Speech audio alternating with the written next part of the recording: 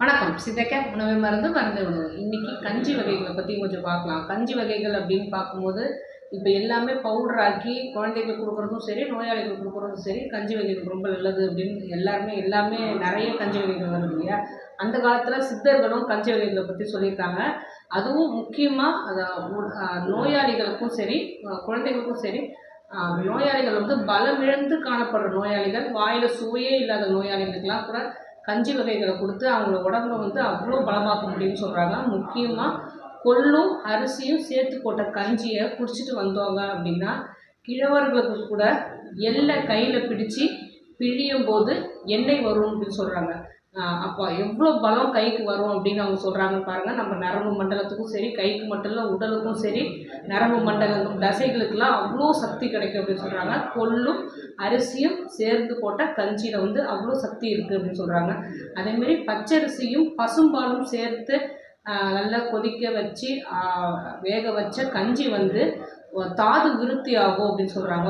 உடம்புல உள்ள மினரல்ஸ்லாம் நல்ல தசைகள் எல்லாமே நல்லா பலமடையும் அப்படின்னு சொல்கிறாங்க. அது வந்து முக்கியமாக மேல் ஃபெர்டிலிட்டி, ஃபீமேல் ஃபெர்டிலிட்டி, குழந்தை பேர் வேணும்னு நினைக்கிறவங்க ஆண்களும் பெண்களும் இதை வந்து அடிக்கடி செஞ்சு சாப்பிடலாம் அப்படின்னு சொல்கிறாங்க. அடுத்த கஞ்சி வந்து ரவா கஞ்சியை பற்றி சொல்கிறாங்க. ரவா அரிசி ரவாவும் சொல்கிறாங்க, இல்லை கோதுமை ரவா, இரண்டுமே கஞ்சி வச்சு குடித்தவங்க அப்படின்னா அதிகமான பலம் தெம்பு கிடைக்கும் அப்படின்னு சொல்கிறாங்க. அவங்களுக்கு அதுவும் எப்படி சொல்கிறாங்க அப்படின்னா, நோயாளிகள் வாய் கசப்புத்தன்மை இருக்கிறவங்களுக்கு கூட சாப்பிட முடியாது, சாப்பிடவே எது சாப்பிட்டாலும் பிடிக்கல அப்படின்னு சொல்கிறவங்களுக்கும், பலமிழந்த நோயாளிகளுக்கும் நல்ல அந்த பலத்தை மீட்டு தரக்கூடிய தன்மை வந்து இந்த கஞ்சிக்கு இருக்குது அப்படின்னு சொல்கிறாங்க. அடுத்த கஞ்சி வந்து கோதுமை ரவை கஞ்சி.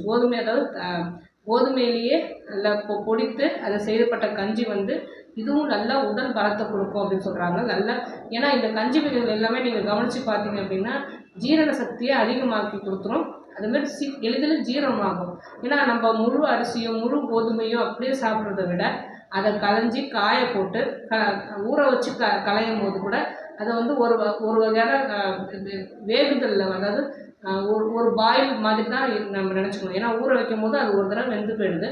அதனால் அதை வந்து பொடியாக்கும் போது அதை வந்து சின்ன சின்னதாக வேறு ஆக்கிடுறோம். அப்போ சீக்கிரமாக ஜீரணமாகும். அதை திரும்பவும் வேக வைக்கிறோம்.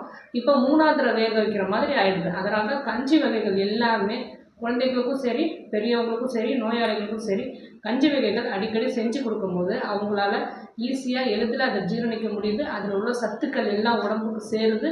அந்த சத்துக்கள் எல்லாமே அவங்க உடலை வந்து இழந்த பலத்தை வந்து மீட்டு சீக்கிரமாக கொடுக்குது. இன்னொரு வகை கஞ்சி வந்து சிறு பயிறு பச்சரிசி சேர்ந்த கஞ்சியும் சரி, உளுந்தும் பச்சரிசி சேர்ந்த கஞ்சியும் சரி, இல்லைன்னா உளுந்து தனியாக உள்ள கஞ்சியும் சரி, இந்த 3 வித கஞ்சியுமே பித்தத்தால் வர கோபத்தை வந்து குணமாக்கும் அப்படின்னு சொல்கிறாங்க. அதுக்கப்புறம் வாதத்தையும் குணமாக்கும் அப்படின்னு சொல்கிறாங்க. இந்த வகை கஞ்சிகளும் நம்ம எல்லாருமே குடிக்கலாம். முக்கியமாக இந்த உளுந்தர் கஞ்சி வந்து பியூபர்ட்டி வயது அடைந்த பெண்கள் வந்து வயதுக்கு வந்த பெண்கள் வந்து அடிக்கடி செஞ்சு சாப்பிடணும். முக்கியமாக இந்த பீரியட்ஸ் டைமில் ஒரு 5 days வந்து இந்த உளுந்தர் கஞ்சி செஞ்சு சாப்பிடும் போது அவங்க உடலுக்கு இடுப்பு, எலும்பு பலம், யுட்ரஸுக்கு எல்லாத்துக்குமே அதிகமான தெம்பு கொடுக்கக்கூடியது இந்த உளுந்தர் கஞ்சி.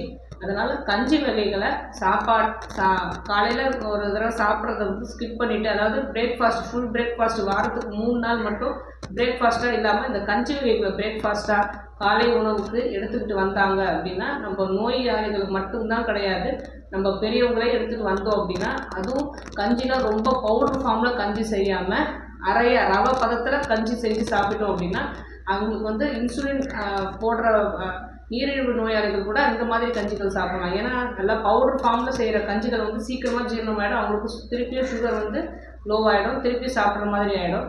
அதனால் அவங்களும் சரி, நீரிழிவு நோயாளிகளும் கஞ்சி வகைகள் சாப்பிடணும் அப்படின்னா ரவை பதத்தில் மட்டும், கொள்ளாக இருந்தாலும் சரி, உளுந்தாக இருந்தாலும் சரி, சிறு பயிராக இருந்தாலும் சரி, பச்சரிசியாக இருந்தாலும் சரி, ரவை பதத்துக்கு மட்டும் அரைச்சிட்டு அதை நல்லா வேக வச்சு சாப்பிடும்போது அவங்களுக்கும் அந்த அனைத்து சக்திகளும் கிடச்சிடும். ஆரோக்கியமாக வாழணும். எதை பற்றி பேசணும் நீங்கள் நினச்சாலும் சரி, தாராளமாக கமெண்ட் பண்ணுங்கள். உங்களுக்கு எந்த நோயாக இருந்தாலும் சித்தா கேரை அணுகுங்க.